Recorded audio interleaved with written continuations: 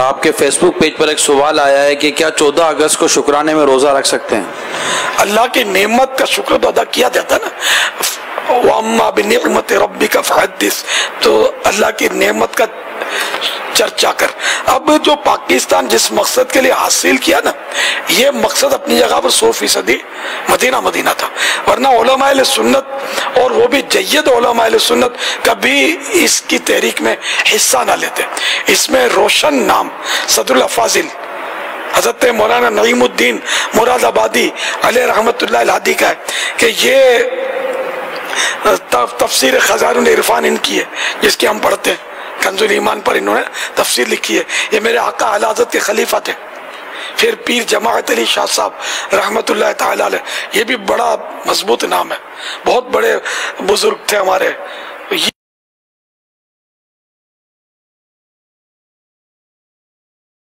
یہ اور اس کے علاوہ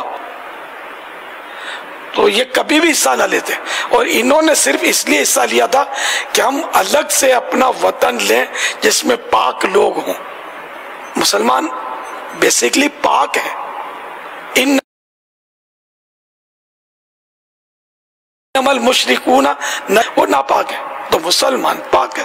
تو یہ پاکستان اس کا نام رکھا گیا، اور اس میں تحریک میں بھرپور حصہ علماء اہل سنت نے لیا، اور لاکھوں لاکھ عاشقان رسول نے اس میں حصہ لیا پاکستان کی تحریک میں، اور یہ نعمت اللہ نے دی، اور اس لیے یہ بنایا گیا کہ ہم اس میں اسلامی قوانین نافذ کریں گے، جو کہ بدقسمتی سے یہ ایک کڑوی حقیقت ہے کہ ہم اس کو نافذ کرنے میں ابھی تک ناکام ہیں، ہم کامیاب نہیں ہیں۔ اللہ وہ دن کرے کہ ہم کامیاب ہو جائیں۔ تاہم پاکستان یہ اللہ تعالیٰ کی بہت بڑی نعمت ہے، تو اس نعمت کا شکر ہم کو ادا کرنا چاہیے، اور ہم جتنا شکر اس کا ادا کریں یہ کم ہے۔ ورنہ آپ باہر جائیں، آپ کو پتہ چلے گا کہ مطلب کہیں نمازوں پر پابندی ہے، کہیں اذانوں پر پابندی ہے، کہیں اس پر پابندی، کہیں اس پر پابندی۔ آپ کہیں بھی روڈ پر چوک اجتماع وغیرہ نہیں کر سکتے۔ یہ پاکستان ہے جس میں دعوت اسلامی الحمدللہ جہاں چاہے نیکی کی دعوت دیتی ہے، کون روکتا ہے ہم کو؟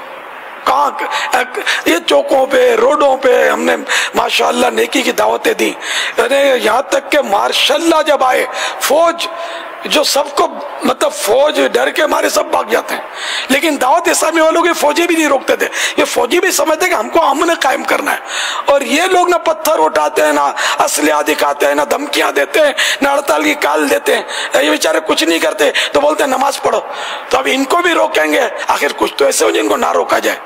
تو چونکہ ہماری پاک فوج جو ہے یہ بھی ظاہر مسلمانوں کا ملک ہے، مسلمانوں کی فوج ہے، اگرچہ اس میں بعض غیر مسلم بھی ہیں، تو لیکن غالب اکثریت الحمدللہ اس میں مسلمان کی ہے، عاشقان رسول کی ہے۔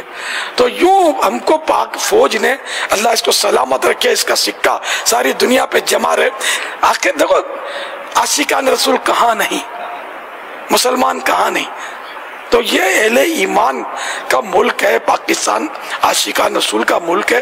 اس میں اللہ کی رحمت سے ہم کو بہت آزادی ہے، بہت آزادی ہے، کر رہے ہیں پھر بھی جہاں جتنا ممکن ہو وہاں کوششیں جاری ہیں، کام ہو رہا ہے اللہ کی رحمت سے۔ تو یوں مطلب یہ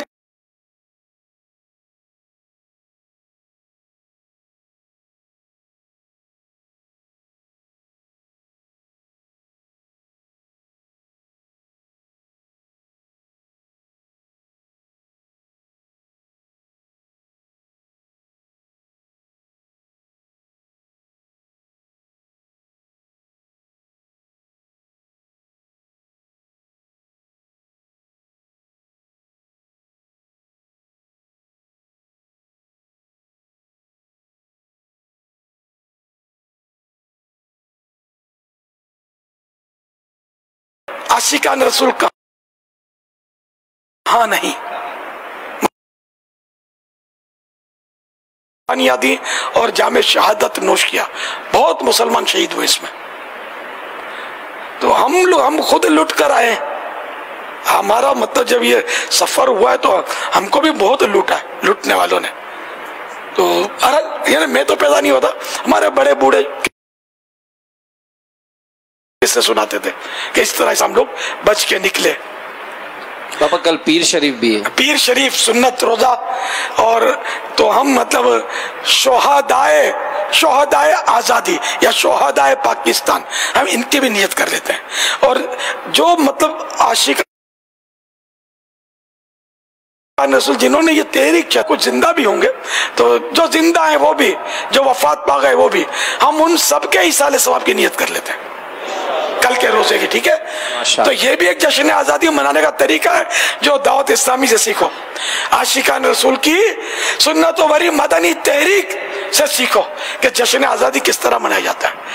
اللہ کو راضی کرنے والے کام کر کے جشن آزادی منایا جاتا ہے، نہ کہ اللہ تعالیٰ اور اس کے پیارے حبیب کو ناراض کر کے منایا جائے. اللہ کا احسان ہے یہ پیارا پاکستان، ولیوں کا فیضان ہے یہ پیارا پاکستان. الحمدللہ رب العالمین والصلاة والسلام علی سید المرسلین.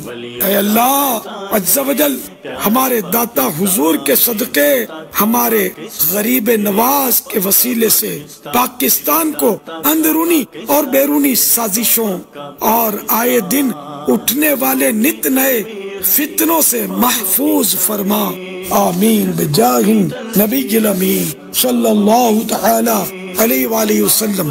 سبحان اللہ. امیر اہل سنت کے مدنی پھول بھی، امیر اہل سنت کی دعا بھی. سبحان اللہ سبحان اللہ.